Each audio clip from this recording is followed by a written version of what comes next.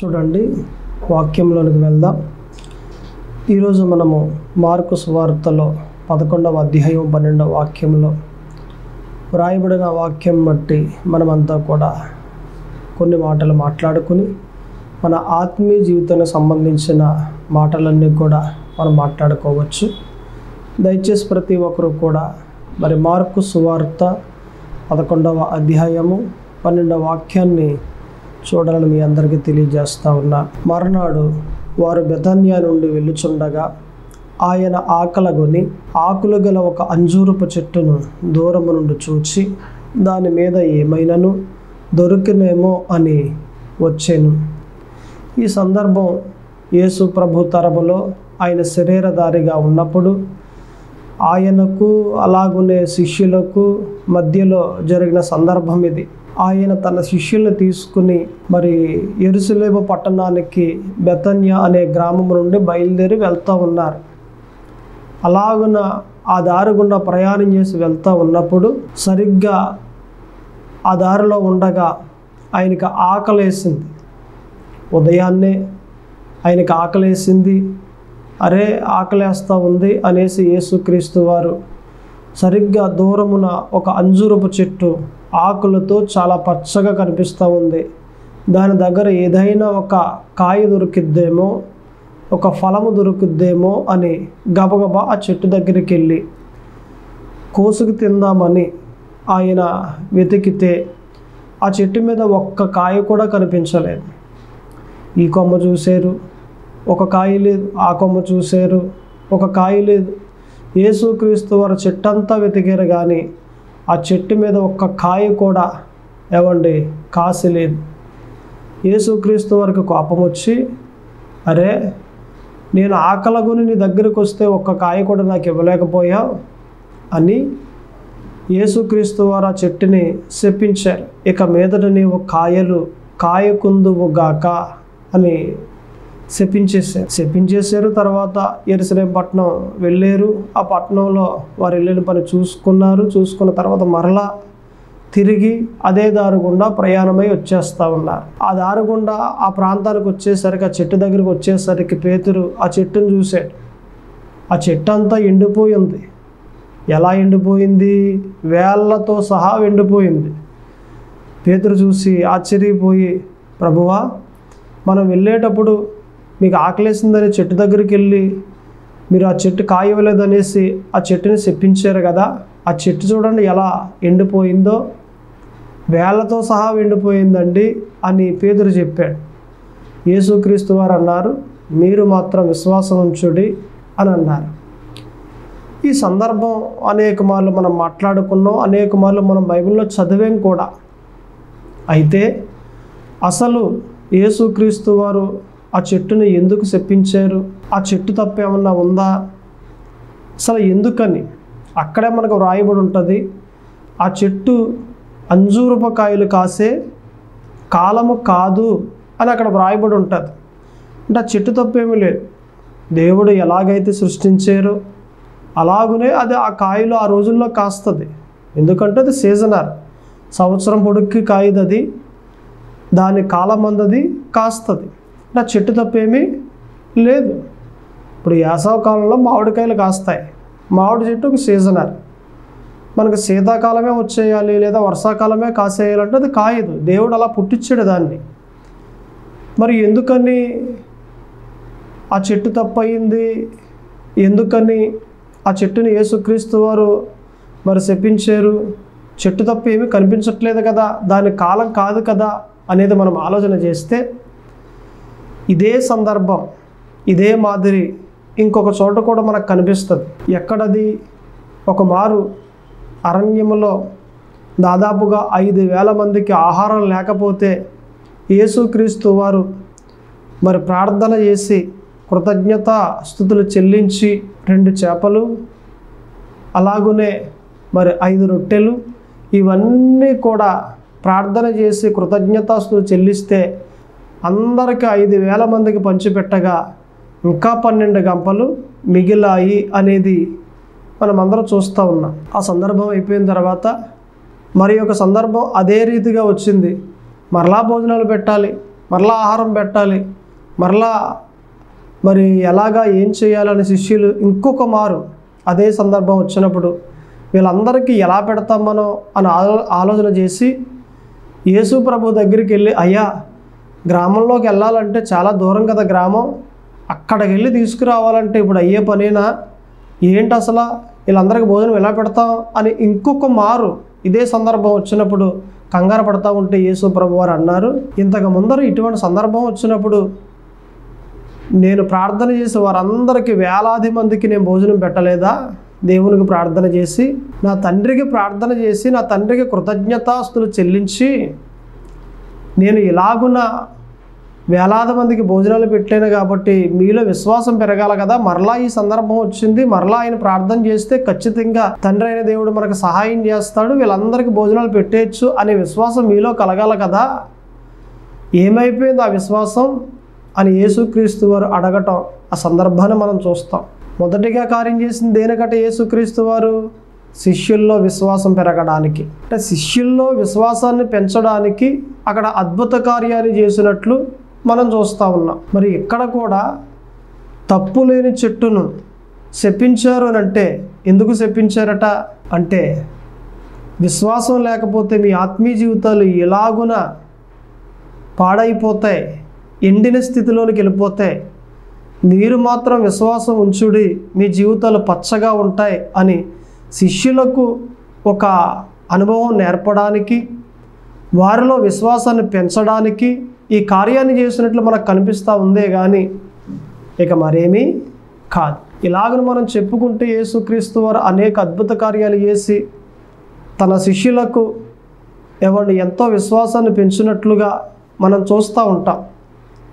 అందుకే యేసు ప్రభువారు తన తండ్రి దగ్గరికి వెళ్ళిపోయినప్పుడు తర్వాత దినాల్లో తన శిష్యులైన పేతురు కానివ్వండి, తన శిష్యులైన ఆంద్రేయ కానివ్వండి, తన శిష్యులైన యాకోబు కానివ్వండి, ఇలాగున యేసు ప్రభు శిష్యులు మరి అనేక అద్భుత కార్యాలు చేసి దేవుని సేవ, దేవుని సువార్తను కొనసాగించినట్లు మనం బైబిల్లో చూస్తూ ఉన్నాం. ఆ రోజు యేసుక్రీస్తు వారు శరీరధారిగా ఉన్నప్పుడు చేసిన అద్భుత కార్యములు వీరికి ఒక పునాదిగా వేయబడ్డాయి.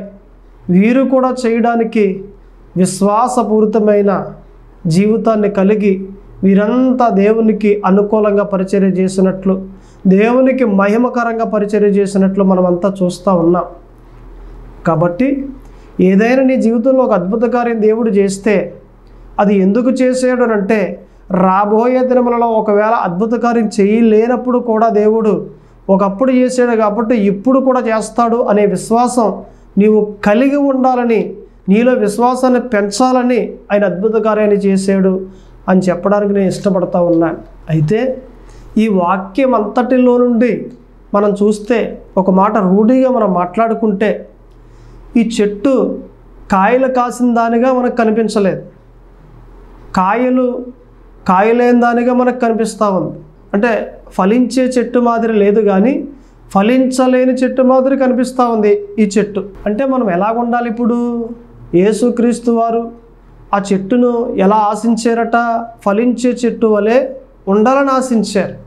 ఫలిస్తే ఆయన ఆకలి తీరేది, ఫలించకపోతే ఆయన దగ్గర నుండి శాపాన్ని పొందుకుంది.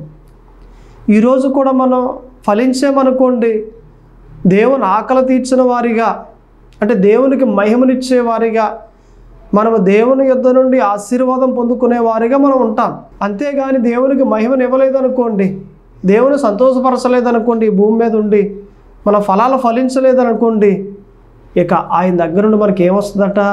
శాపమే వస్తుంది. ఫలించలేని చెట్టు భూమి మీద ఉండి అది వ్యర్థం, అది ఉపయోగం లేదు, అది వేస్ట్. అది రైతు కూడా ఏం చేస్తాడు? 1 సంవత్సరం చూస్తాడు, 2 సంవత్సరాలు చూస్తాడు. ఈ చెట్టు ఫలించట్లేదు, కాయలు కాయట్లేదు, ఈ భూమి అంతా వృధా అయిపోతుంది అనేసి ఖచ్చితంగా దాన్ని తొలగించేసి, నరికేసి, వేళ్లతో దాన్ని పైకి తొలిపించేసి మరలా ఆ భూమి మంచిగా చేసి ఏదో ఒక చెట్టు మరొక చెట్టు అక్కడ నాటుతాడు. భూమి వ్యర్థంగా పోకుండానట్లు రైతు ఆ జాగ్రత్త తీసుకుంటాడు. దేవుడు కూడా అంతే. నీకు ఇచ్చిన స్థానంలో నీవు ఉండి దేవునికి మహిమకరంగా నడవకపోతే ఖచ్చితంగా నిన్ను తొలగించడానికి దేవుడు ఇష్టపడతాడు. నీకు ఇచ్చిన స్థానం అది నువ్వు కాపాడుకుంటూ ఉండాలి, దేవునికి మహిమకరంగా నడుస్తూ ఉండాలి, దేవునికి మహిమకరంగా మాట్లాడుతూ ఉండాలి, దేవునికి మహిమకరంగా జీవిస్తూ ఉండాలి. అప్పుడే నీ స్థానానికి తగినట్లుగా నీవు నడుస్తున్నట్లు. నీ స్థానాన్ని నిర్లక్ష్యపరిచి కానీ, నీ స్థానాన్ని ఏది అశ్రద్ధగా చేసి కానీ, నీ స్థానాన్ని పట్టించుకోకుండా చూద్దాంలే చేద్దాంలే ఇంకా రోజులు ఉన్నాయనేసి ఇలాగా ముందుకు సాగిపోతూ ఉంటే, దేవునికి మహిమకరంగా నడవకపోతే గనుక నిన్ను ఆయన తొలగించడానికి ఇష్టపడతాడు. ఎందుకంటే నీ కాలమందు నువ్వు ఫలించట్లేదు కాబట్టి. దేవుడు నీకు ఇచ్చిన సమయమందు నువ్వు ఫలించకుండా వ్యర్థమైన కార్యాలని చేస్తూ ఉండి, దేవునికి అనుకూలంగా లేకుండా దేవునికి విరోధమైన కార్యాలు చేస్తూ ఉండి నువ్వు అలాగున ముందుకు సాగుతూ ఉన్నావు కాబట్టి ఖచ్చితంగా దేవుడు నిన్ను తొలగించడానికి చూస్తాడు. తొలగించబడతావా లేదా దేవుని చేతిలో వాడబడతావా? తొలగించబడితే ప్రయోజనం ఏముంది? 10 రోజులు మాట్లాడుకుంటారు నీ గురించి, తర్వాత మామూలే, మర్చిపోతారు. కానీ నీవు కానీ నిలబడి దేవుని చేతిలో వాడబడితే, దేవునికి మహిమకరంగా జీవించగలిగితే ఈ తరంలో నీ గురించి మాట్లాడుకుంటారు, రాబోయే తరాల్లో నీ గురించి మాట్లాడుకుంటారు. నువ్వు దేవుని దగ్గరికి వెళ్ళిపోయినప్పటికీ నీ గురించి మాట్లాడుకుంటూనే ఉంటారు. ఆనాడు అబ్రహాము జీవించిన జీవితాన్ని ఈ రోజుకి మనం ఎలా మాట్లాడుకుంటున్నాం? అలాగున ఎలా జీవిస్తావు? నీ జీవనం ఎలా జీవించాలనుకుంటున్నావు? నీ బ్రతుకు ఎలా కట్టుకోవాలనుకుంటున్నావు? నీ ఆత్మీయ జీవితాన్ని ఎలా కొనసాగించాలనుకుంటున్నావు? ఒక్కసారి గ్రహించు. నువ్వు ఫలించే చెట్టు వలె ఉన్నావా? నీ జీవితం బాగుంటుంది. ఫలించాలి. ఏం ఫలించాలండి? చెట్టు అయితే కాయలు కాయాలి. మామిడి చెట్టు అనుకోండి మామిడికాయలు, కొబ్బరి చెట్టు అనుకోండి కొబ్బరికాయలు. ఏ చెట్టు అయితే ఆ కాయలు కాస్తుంది, చెట్లు అయితే ఆ కాయలు కాస్తాయి. మరి మనమేం కాస్తాం? దానికి బైబిల్లో ఉంది. అనేక మార్లు చదివేం కూడా మనం ఆ వాక్యాన్ని. చూడండి, పౌలు గారు రాసిన పత్రిక గలతీ 5వ అధ్యాయము 22వ వాక్యం. అయితే ఆత్మఫలమేమనగా ప్రేమ, సంతోషము, సమాధానము, దీర్ఘశాంతము, దయాళత్వము, మంచితనము, విశ్వాసము, సాత్వికము, ఆశా నిగ్రహము. ఈ 9 ఫలాలు కూడా ఏవండి? ఆత్మఫలాలు. శరీర ఫలాలు కాదు. ఏ ఫలాలట? ఆత్మఫలాలు. అంటే మన ఆత్మీయంగా ఫలించవలసిన ఫలాలు ఇవి. చెట్టుకైతే మామిడికాయలు కానివ్వండి, కొబ్బరికాయలు కానివ్వండి, ఇవన్నీ కాస్తాయి. మరి ఆత్మీయంగా మనం ఏం ఫలించాలి? ప్రేమ. ఆత్మీయంగా మనం ఏం ఫలించాలి?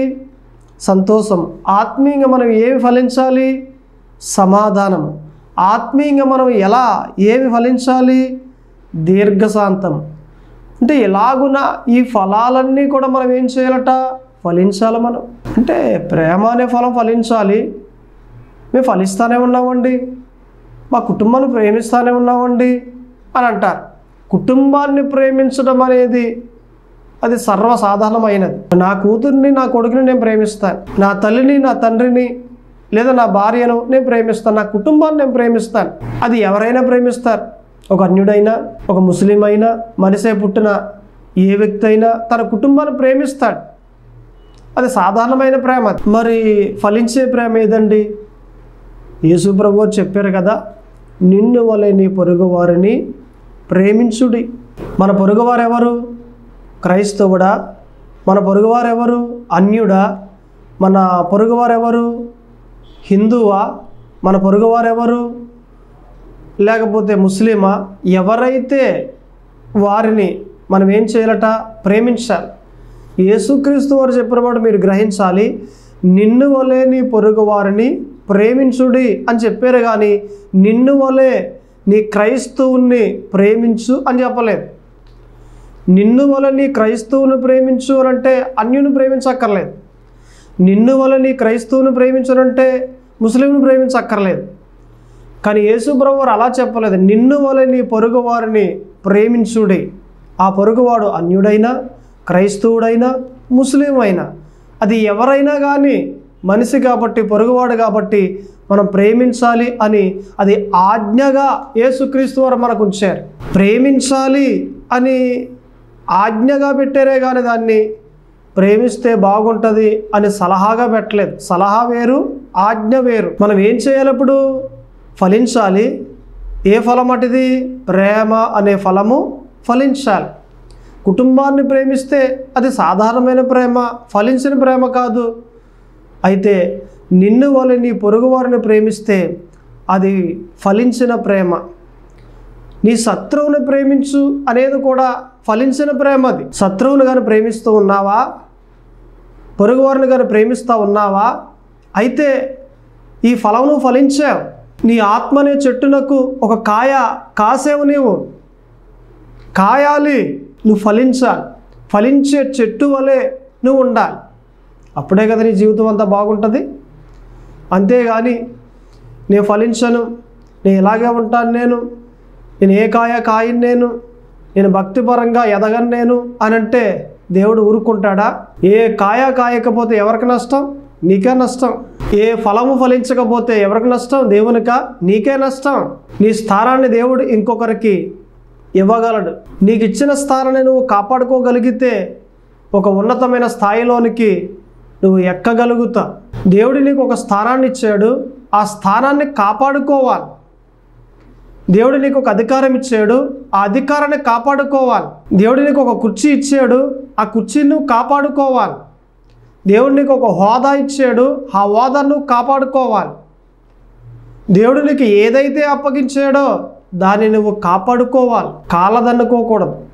చాలామంది అశ్రద్ధ చేసి కాలదన్నుకుంటా ఉన్నారు. దేవుడిచ్చింది నీవు కాపాడుకోలేకపోతే అది పోగొట్టుకుంటావు. అది పోయింది అంటే నీకు విలువ ఉండదు, నీ కుటుంబానికి విలువ ఉండదు. కాబట్టి దేవుడు ఏది ఇస్తే అది కాపాడుకో. ఈ ఆత్మఫలాలన్నీ కూడా నువ్వు ఫలించే చెట్టు వలె నువ్వు జీవించు. ఇక్కడ ఇంకా అనేక ఫలాలు మనకు కనిపిస్తాయి. ప్రేమ అనే ఫలము. ఇక రెండవది మనం చూస్తే అక్కడ సంతోషము అని మనకు కనిపిస్తూ ఉంది. సంతోషం అంటే యథావిధిగా ఏదైనా ఒకటి కలిగింది, వచ్చింది, కట్టాను అని అంటే సంతోషం కలుగుద్ది కదా. అలాంటప్పుడు సంతోషపడతా ఉన్నానండి అని అంట. నిజమే, ఏదో ఒక డోక్రా వచ్చిందండి 70,000 రూపాయలు, సంతోషం కలుగుద్ది. అది ఏ సంతోషం? అది సాధారణమైన సంతోషం. లేదండి ఇల్లు కట్టుకున్నామండి, చాలా ఈ వారం అంతా కూడా సంతోషంలో ఉన్నామండి, అది కూడా సాధారణమైన సంతోషమే. ఈ లోకంలో ప్రతీది కూడా కట్టుకున్నాం, కొనుక్కున్నాం అనే దానికి వచ్చే సంతోషం సర్వసాధారణమైన సంతోషమే. మరి ఫలించే సంతోషం ఏదండి అని అంటే మీరు గ్రహించండి. శ్రమలు పడతా ఉన్నప్పుడు మీరు సంతోషపడతా ఉన్నారా? అది ఫలించిన సంతోషం. ఈ మాట పౌలు మాట్లాడతాడు. శ్రమలలో ఉండగా నేను సంతోషించి తిని అని అంటాడు. అంటే శ్రమలు పడతా ఉన్నప్పుడే పౌలు ఏం చేస్తూ ఉన్నాడట?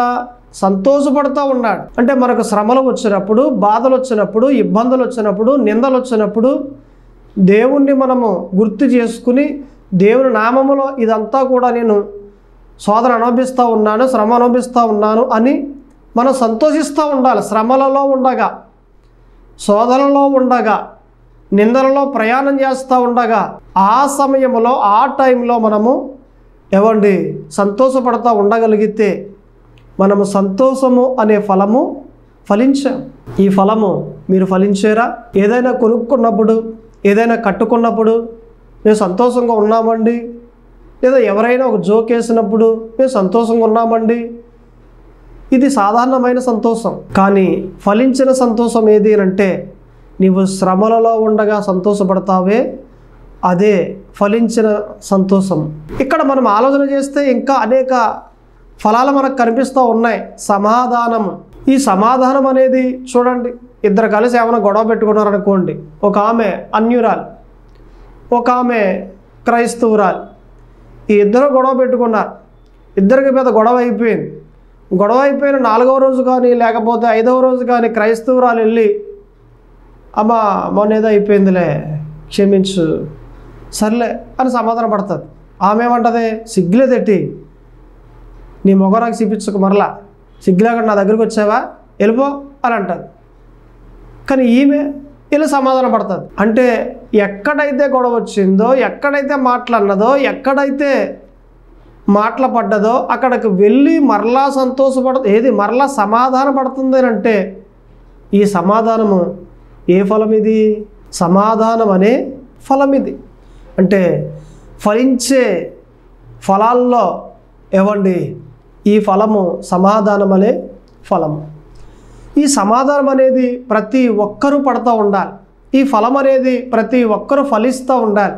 క్రైస్తవులు అనంటే సమాధాన పడే స్థితి ఉండాలి. అసలు గొడవకి వెళ్ళడమే తప్పు, గొడవలకి వెళ్ళకూడదు అనేది బైబిల్లో వ్రాయబడి ఉంది.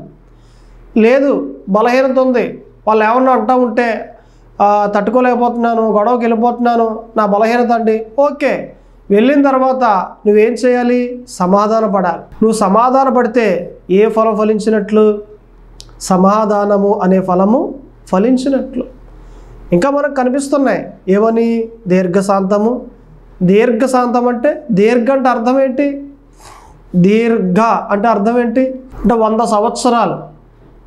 దీర్ఘాయువు, నువ్వు 100 సంవత్సరాల బ్రతుకు అని ఎలాగైతే దీర్ఘాయువు కలిగి ఉండు అని ఎలాగైతే దీవిస్తారో, దీర్ఘన్ అంటే 100 సంవత్సరాలు, దీర్ఘన్ అంటే అనేక సంవత్సరాలు అని మనకు అర్థాన్ని ఇస్తా ఉంది.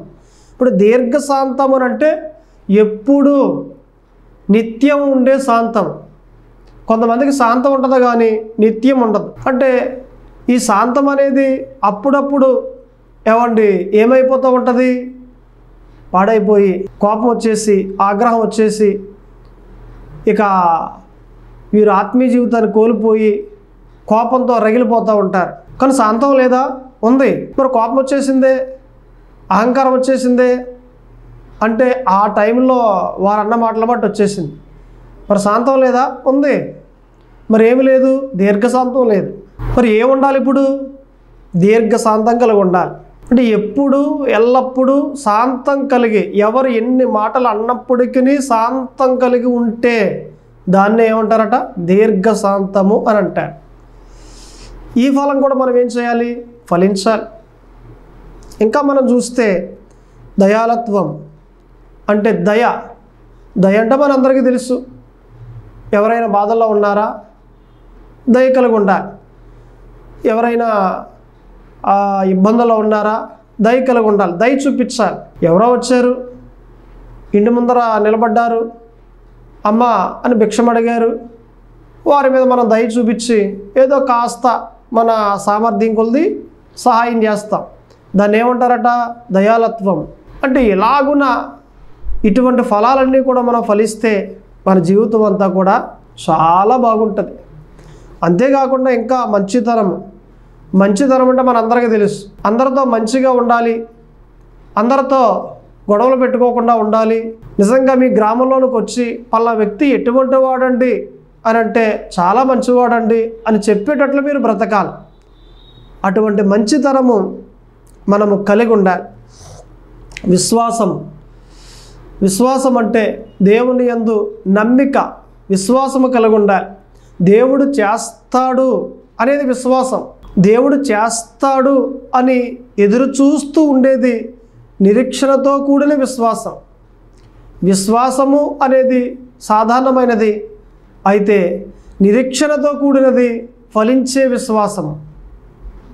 ఇప్పుడు చాలామంది చూడండి, విశ్వాసం కలిగి ఉన్నారు, వాక్యం వింటారు, దేవుడు నాకు సహాయం చేస్తాడు, విశ్వాసం ఉంది, ఇంటికి వెళ్తారు. ఆ వారంలో ఏదో గొడవ వస్తుంది భర్తతో. ఆ గొడవలో వారికి ఏది దేవుడు ఉన్నాడా అనే బలహీనతలోకి వెళ్ళిపోతారు. మరి ఆలయానికి వచ్చి వాక్యం విన్నప్పుడు విశ్వాసం ఉంది, ఇప్పుడు గొడవ రాగానే భర్తతో ఏమైపోయింది? విశ్వాసం పోయింది. అంటే విశ్వాసం అనే ఫలము ఫలించారా? ఫలించలేదు. అంటే విశ్వాసం అనే ఫలము ఫలించాలి అంటే ఎలా ఉండాలి? ఆదివారం వచ్చి వాక్యం విన్నప్పుడు ఏ విశ్వాసం కలిగి ఉన్నారో, ఇంటికి వెళ్ళిన తర్వాత ఆ వారంలో గొడవ వచ్చిందే భర్తతో, అప్పుడు గొడవ వచ్చినప్పటికీ ఆ విశ్వాసం ఎలా ఉండాలట? నిలబడే, నా దేవుడు ఉన్నాడు, నాకు సహాయం చేస్తాడు, నా జీవితాన్ని మారుస్తాడు, నాకు ఆయన సహాయం చేసి నన్ను ఒక ఉన్నతమైన స్థాయిలోనికి తీసుకుని వస్తాడు, నన్ను జ్ఞాపకం చేసుకుంటాడు అనే విశ్వాసం మన మనసులో, మన హృదయంలో ఉండాలి. అది ఫలించిన విశ్వాసం. అది అంటే ఎదురు చూసే విశ్వాసము నిరీక్షణ కలిగే విశ్వాసము, ఫలించిన విశ్వాసం అది. ఈ ఫలం కూడా మనం ఫలించాలి. అలాగనే సాత్వికము, ఈ మాట మోసే గురించి వ్రాయబడింది. సాత్వికుడు నిజంగా ఎంత సాత్వికుడు అని అంటే, ఎన్ని గొడవలు వచ్చినప్పటికీ సాత్వికంగా కలిగి ఉండేవాడు. మోసే 20 లక్షల మందిని నడిపించాడు అంటే సాత్వికుడు కాబట్టే నడిపించాడు. ఈ సాత్వికము లేదు అని అంటే నడిపించలేడు. ఈ మోసేను చూసినప్పుడు మనకి దేవుడు పలికిన మాట సాత్వికము. ఈ సాత్వికము అనే ఫలం కూడా మనం ఫలించాలి. ఇక 9వ మనం చూస్తే ఆశా నిగ్రహము, అంటే మన ఆశను నిగ్రహించుకునుట. ఇప్పుడు నిజానికి ఒక కోరిక ఉంది, ఏదో తినాలని. ఆ సమయానికి మనకి అది అందుబాటులో లేదు. ఓకే, మన ఆశను మనం ఏం చేయాలి? నిగ్రహించుకోవాలి. ఇదేముంది, తిందామలే, నిగ్రహించుకోవాలి. అంతేగాని ఇది తినేంతవరకు నేను ఉండలేను అని నిగ్రహించుకోలేక అక్కడ నుండి ఒక 20 కిలోమీటర్లు వెళ్ళి 30 కిలోమీటర్లు వెళ్ళి దాన్ని తెచ్చుకుని తిని, అంటే అది లేకపోతే నేను బ్రతకలేను, అది లేకపోతే నేను వారానికి ఒక మారు తినాలి, లేకపోతే నేను నా వల్ల కాదు అని అంటే నిగ్రహించుకునే శక్తి లేదని అర్థం. ప్రతి దాని విషయంలో అది కేవలం మాంసమే కాదు, లేకపోతే ఏదో పాపం చేయటమే కాదు, లేకపోతే ఇంకొకటి ఏదైనా కానీ, అంటే మనకి ఏ విషయంలో ఆశ ఉందో ఆ ఆశను మనం ఏం చేయాలట? నిగ్రహించుకోగలగాలి, అణుచుకోగలగాలి. ఈ ఆశా నిగ్రహము అనేది మనము కలిగి ఉండాలి. ఈ ఫలము మనం ఫలించాలి. ఈ 9 ఫలాలు కూడా మనం ఫలిస్తే నిజంగా మనం ఎలాగుంటాం? ఫలించిన చెట్టు వలె ఉంటాం.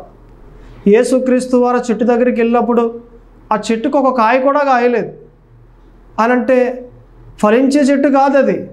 కాబట్టే శపించబడింది, వేళ్లతో సహా ఎండిపోయింది. మనం కూడా ఈ 9 ఫలాల్లో ఒక్క కాయ కూడా కాయకపోతే దేవుని శాపానికే గురవుతాం కదా. అలా గురవ్వకుండా ఉండాలి అంటే మనము ఈ 9 ఫలాలు ఫలించాలి కదా.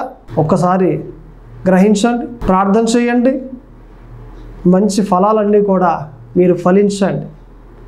దేవుడిచ్చే దీవెనలన్నీ పొందుకోండి. దేవుడు మిమ్మల్ని దీవించును గాక. ప్రార్థన చేసుకుందాం. దయచేసి అందరూ కూడా కళ్ళు మూసుకోండి. ప్రార్థన. పరిశుద్ధుడా దేవా తండ్రి, ప్రభువా యేసుక్రీస్తు అయ్యా, ఇదిగో ప్రభువా, ప్రార్థన చేస్తూ ఉండగా మీ కృపాక్షేమములు మెండుగా కలగజేసి మాకు కావలసిన మాటలన్నీ అందింపజేశారు. వందనాలు ప్రభువా. అలాగునే వింటూ ఉన్న ప్రతి ఒక్కరిని దీవించండి, బలపరచండి. ఏ సమస్యలో ఉండి ఈ వాక్యాన్ని వింటూ ఉన్నారో వారి సమస్యల్లో నుండి విడుదల కలగ చేయండి. ఈ కొద్ది ప్రార్థన ఆలకింప చేయమని, ఫలించే చెట్టు వలె మేమంతా ఉండడానికి కృప చూపించమని యేసుక్రీస్తు నామమున అడుగుచున్నాము తండ్రి. ఆమేన్.